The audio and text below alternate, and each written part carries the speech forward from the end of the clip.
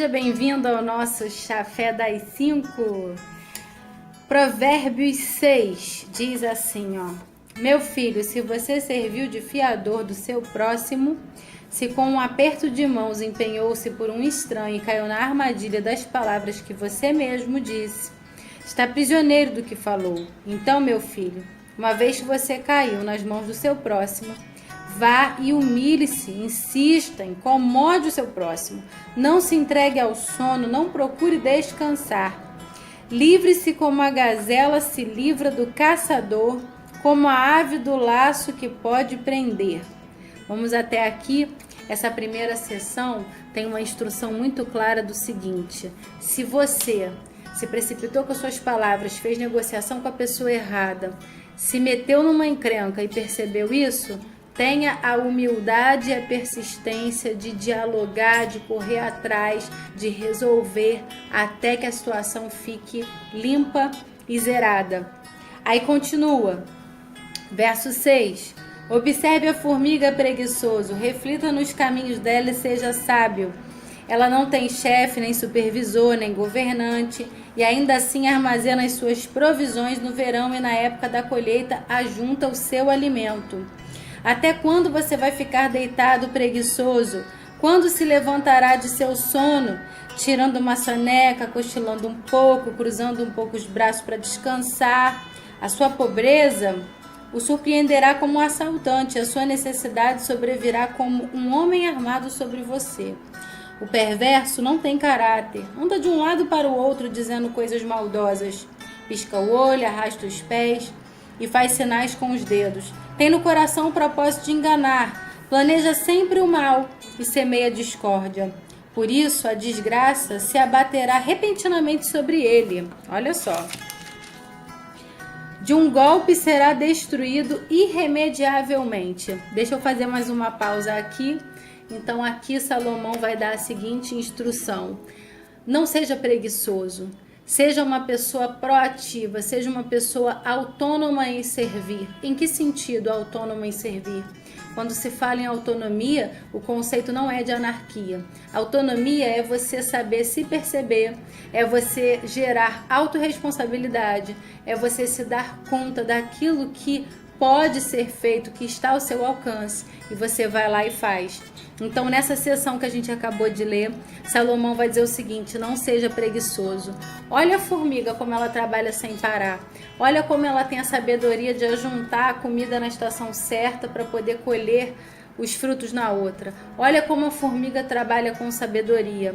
Olha como ela não dá descanso quando o assunto é trabalho.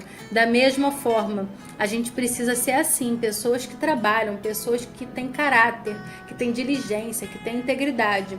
E aí, ele vai exemplificar que o contrário de ser diligente, o contrário de ser trabalhador, o contrário de ser íntegro, é ser uma pessoa que fica à toa, piscando os olhos, cruzando os braços, arrastando o pé, né? O típico preguiçoso. E essa pessoa, ela fica vulnerável, com a mente vazia, para maquinar o mal. Então, ele introduz falando sobre a necessidade de não sermos preguiçosos, e aí ele vai culminar no perigo que o preguiçoso sofre, no perigo que ele está exposto de se tornar uma pessoa má. E aí vem também a recompensa de quem se apressa para o mal, que é o versículo 15. Por isso a desgraça o abaterá repentinamente, e de um golpe será destruído irremediavelmente. Uau! E agora, a última sessão que eu quero compartilhar com vocês, do verso 16 ao 19. Há 6 coisas que o Senhor odeia, 7 coisas que ele detesta: olhos altivos, língua mentirosa, mãos que derramam sangue inocente, coração que se apressa para o mal, coração que traça planos perversos, pés que se apressam para fazer o mal, a testemunha falsa que espalha mentiras e aquele que provoca discórdia entre os irmãos.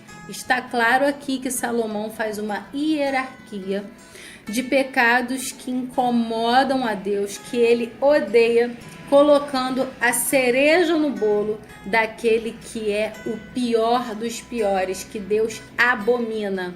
Então Deus odeia essa listinha aqui: olhos altivos, língua mentirosa, mãos que derramam sangue inocente, coração que traça planos perversos, pés que se apressam para fazer o mal, testemunha falsa que espalha mentiras, e o último que Deus abomina, o que semeia a contenda, a discórdia entre irmãos. Queridos, o ministério de Cristo é o ministério da reconciliação. O fruto do Espírito também tem aquele gominho da paz. O fruto do Espírito é paz. O ministério de Cristo é reconciliação. A pregação do Evangelho é unidade por meio do cabeça que é Cristo. Ou seja, quem trabalha contra a unidade, quem tem pressa, quem tem prazer de colocar uma pessoa contra a outra, está trabalhando contra o reino de Deus e está agindo de forma abominável à ótica divina. Não sou eu que estou falando, o critério não é meu, não é uma inferência minha, nem tampouco uma interpretação subjetiva. É o que está escrito em Provérbios 6. Então, para resumir a nossa leitura, e a sessão que vai do 20 ao 35, vai falar sobre o cuidado que se deve ter contra a prostituição e o adultério. Se você quiser ver essa explanação, no meu IGTV tem o capítulo 5. A gente está numa série aqui no Chafé das 5, que é um quadro que eu criei aqui no meu IGTV e no canal do YouTube a partir de agora. Então, você pode acompanhar os capítulos anteriores que estão aí no IGTV. E a partir de hoje você pode acompanhar com a gente de segunda a sexta, entre as 17 e as 18 horas, o Chafé das 5. Então, para resumir, na primeira sessão, Salomão nos ensina que nós devemos insistir para voltar a um lugar de paz e de acordo. Termos humildade de reconhecer quando a gente fala demais ou faz uma negociação errada, se mete em encrenca, né? Ir lá e consertar de forma humilde e insistente. Depois ele fala sobre ser trabalhador, ter prazer em servir e mostra que quem não é assim está suscetível a se tornar uma pessoa má e, sendo assim, terá uma recompensa fatal. E por fim, ele mostra uma lista de pecados que o Senhor odeia, sendo a sétima a que ele abomina. E tudo isso nos ensina a viver de forma sábia, alinhados à vontade de Deus, à sabedoria do reino de Deus aqui nessa terra. Eu realmente espero que essa palavra tenha impactado o seu coração e que gere em você o desejo de refletir cada vez mais sobre a importância de viver com sabedoria aqui na terra. Um grande beijo, nos vemos amanhã, querendo Deus.